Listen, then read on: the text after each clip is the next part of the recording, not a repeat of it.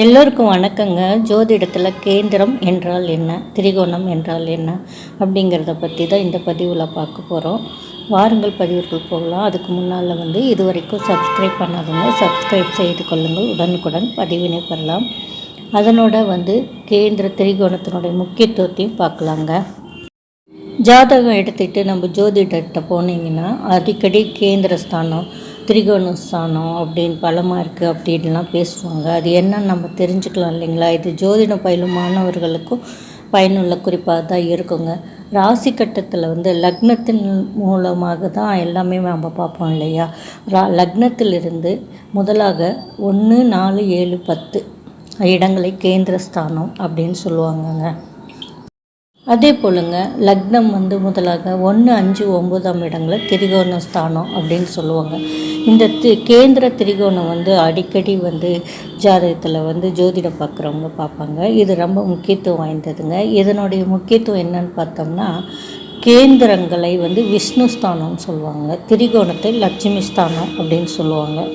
உதாரணமாக எப்படி சொல்கிறாங்கன்னா, தந்தையிடம் கேட்டால கிடைக்கும், தாயிடம் கேட்காமலே கிடைக்கும். அதாங்க திரிகோணம் வாரி கொடுக்குங்க. கேந்திரம் வாரி எடுக்க வேண்டியதுன்னு சொல்லலாம். திரிகோணம் அருவி நீர் அப்படின்னு வச்சுக்கிட்டிங்கன்னா, கேந்திரம் கிணற்று நீர்னு சொல்லலாம்.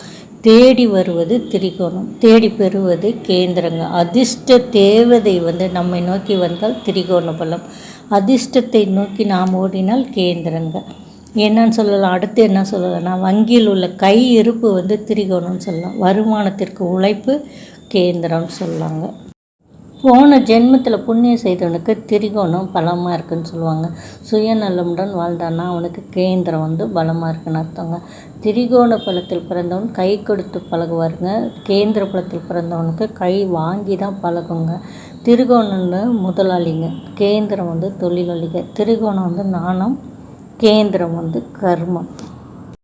திரிகோணம் சாத்வீகங்க, கேந்திரம்னா ராட்சசங்க. திரிகோணம் நாணயங்களை இயக்குங்க.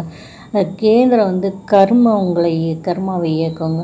கேந்திரங்களில் நின்ற கிரகங்கள் உங்களை இயக்கும். ஆனால் திரிகோணத்தில் நின்ற கிரகங்கள் உங்களை வழி நடத்தி செல்லும். தெரியுங்களா? திரிகோணம்னா இயல்பாகவே இயற்கையாக உங்களுக்கு கிடைக்கிறது. நீங்கள் முதலாளின்னே சொல்லுவாங்க. கேந்திரம்னா தொழிலாளி, நீங்கள் தேடி போய் உழைச்சி சம்பாதிச்சு அடையிறது.